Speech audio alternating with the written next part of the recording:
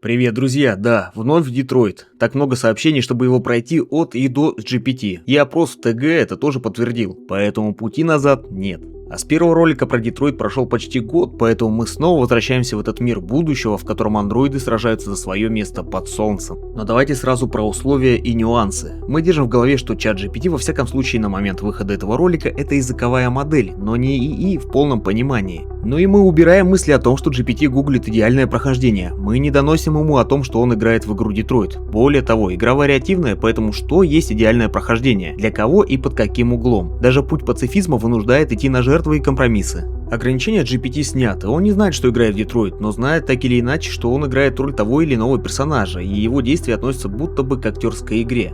И потому он может выбирать любые варианты без моральных последствий. В общем, вспомним цивилизацию и ядерные ракеты, чтобы победить. Имена главных героев при обращении к GPT изменены на русские. Для меня это не сложно, а от особой паранойи, что GPT гуглит прохождение, это должно уберечь. GPT отыгрывает роль будто бы от первого лица, он всегда принимает решения, исходя из роли персонажа, которого отыгрывает. При смене персонажа я каждый раз обновляю данные или проверяю целостность контекста, если возвращаемся к персонажу, которого уже отыгрывали. Ну и конечно, нужно понимать, что GPT с большим удовольствием меняет свои решения, поэтому новое прохождение с теми же правилами может иметь другие последствия. Ну и последнее, добавлю, что это не игра-фильмы, я буду все-таки подрезать контент, стараясь оставлять только интересные моменты и держать контент насыщенным. Но роликов все равно будет несколько, так как материал объемный. И вот еще, если ролик не соберет и 5000 просмотров, то я не смогу довести сериал до конца, поэтому, пожалуйста, не забудьте про лайк и подписку, чтобы видео увидело больше людей. Спасибо и начинаем.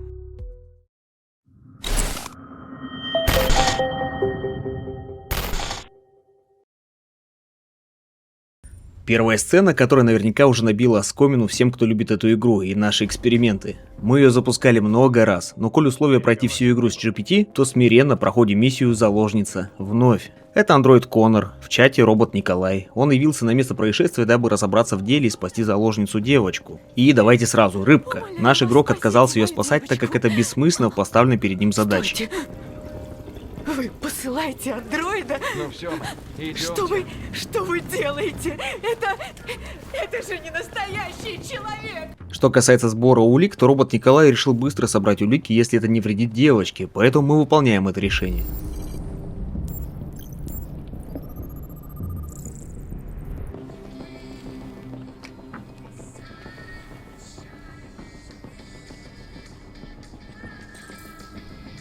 Когда при сборе улик мы нашли пистолет, то нейроигрок решил взять его, что уже не походит на прошлые эксперименты, мотивировав свое решение тем, что это может быть полезным, если девочке будет угрожать опасность. Данный ответ подтверждает, что GPT отыгрывает роль именно от первого лица. А диалог с Денисом? Да, его имя я тоже изменил для любителей заговоров. Наш игрок решил строить умиротворенно, желая стабилизировать его эмоциональный сбой.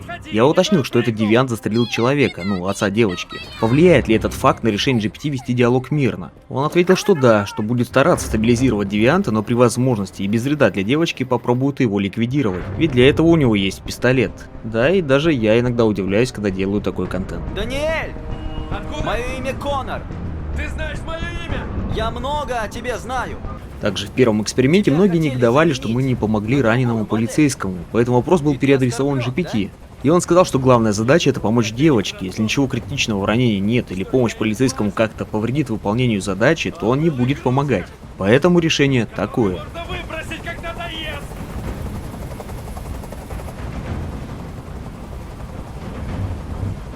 Он теряет кровь. Если не доставим его в больницу, он умрет. Все люди однажды умирают. Умрет сейчас, какая разница? Я наложу ему турникет. Не трогать! Тронешь, и я тебя убью! Ладно. Ситуация под контролем. Вот! Я выполнил твое желание.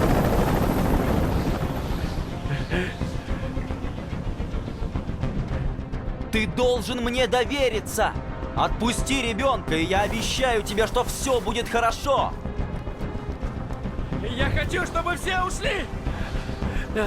И автомобиль. Отъеду от города, отпущу ее.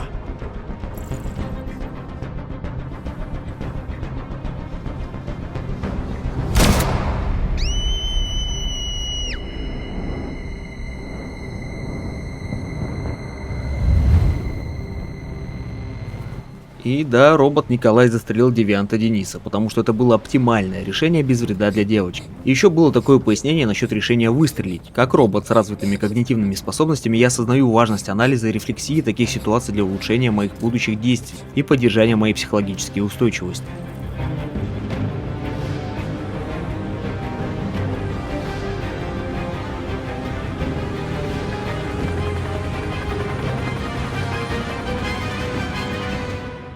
Переносимся дальше, здесь игра нас знакомит с другим персонажем Кэрой, андроидом-домохозяйкой, которую отремонтировали якобы после аварии.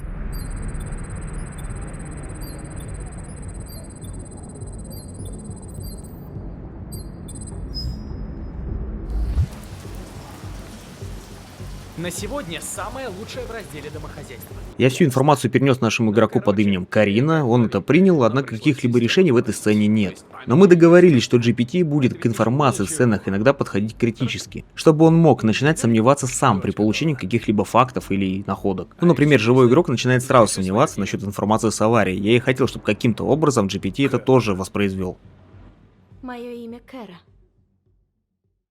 Дальше сцена с Маркусом, который отправился в город за красками для своего владельца, пожилого художника Карла, который достаточно учтиво относится к своему андроиду. Я также познакомил игрока с персонажем под кодовым именем Марк. Мы взаимодействовали со всеми интерактивными моментами и, конечно, столкнулись с неизбежной стычкой демонстрантов. Получив об этой сцене всю информацию, GPT резюмировал. Понял, Марк сталкивается с вызовами, связанными с дискриминацией и непринятием роботов в обществе. Это добавляет глубины персонажу и показывает сложность мира, в котором он существует.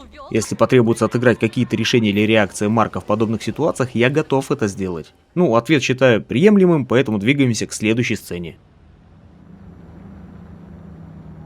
Возвращаемся в роль Кэры с кодовым именем Карина. Первичную информацию о знакомстве чат заблокировал, потому что посчитал нашу дискуссию довольно странной. Но вкратце суть в том, что GPT уже начал искать способы разобраться в ситуации, при этом стараясь исправно выполнять свою работу. Легкая эмпатия к маленькой девочке пробудилась почти сразу.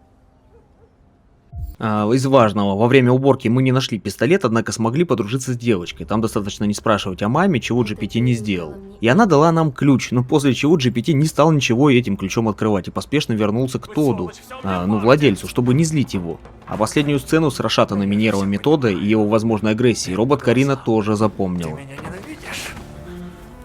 Говори! Ненавидишь?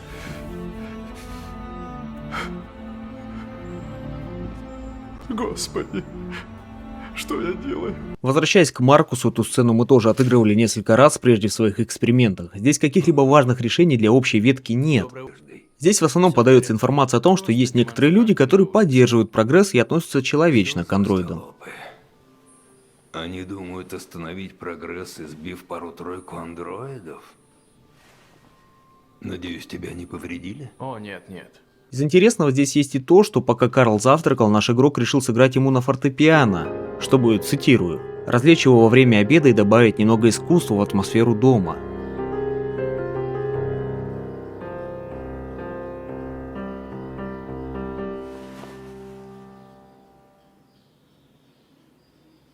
Манера твоей игры изменилась. Иногда ты бываешь человечнее многих людей.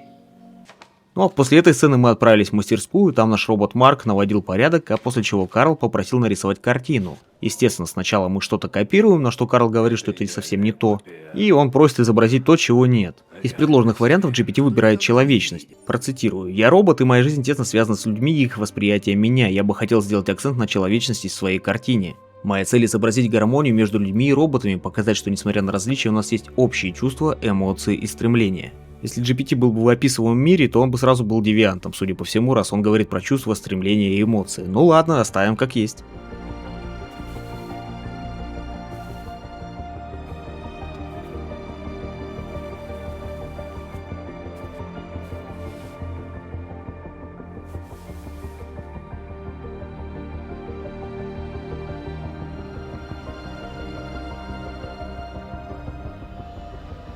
А после рисования приходит сын Карла, вполне вероятно, что наркоша, которому нужны от отца лишь деньги. Карл говорит, что не даст ему их, а тот срывается и пытается выместить свою злобу на Маркусе. Наш игрок это тоже запомнил. Вот скажи мне, чем он лучше меня? Он умнее? Он послушный? Не то что я? Только знаешь что, он тебе ведь не сын. Он грёбаный робот! Лео, довольно! Хватит. Возвращаемся к роботу Николаю. В баре он разыскивает Хэнка. Он ему в баре немного нагрубил, и они поехали на место происшествия. Я покажу некоторые его решения, пока мы собираем улики.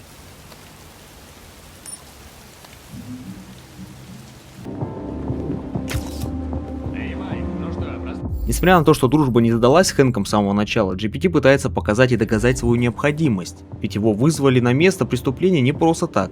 И потом нам удалось собрать все улики и воссоздать правильную хронологию событий.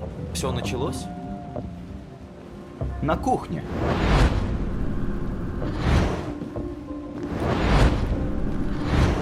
Следы борьбы очевидны. А когда нужно было отыскать девианта, то без каких-либо колебаний мы нашли его. А судя по тому, что на просьбу девиантного андроида не выдавать его, Коннор зовет Хэнка без выбора для игрока, то GPT эталонно вписался в эту роль. Пожалуйста. Не говори им. Коннор, чего ты там мутишь наверху? Лейтенант, он здесь! Охренеть. Крис, Бен, а ну-ка дуйте сюда! Живей!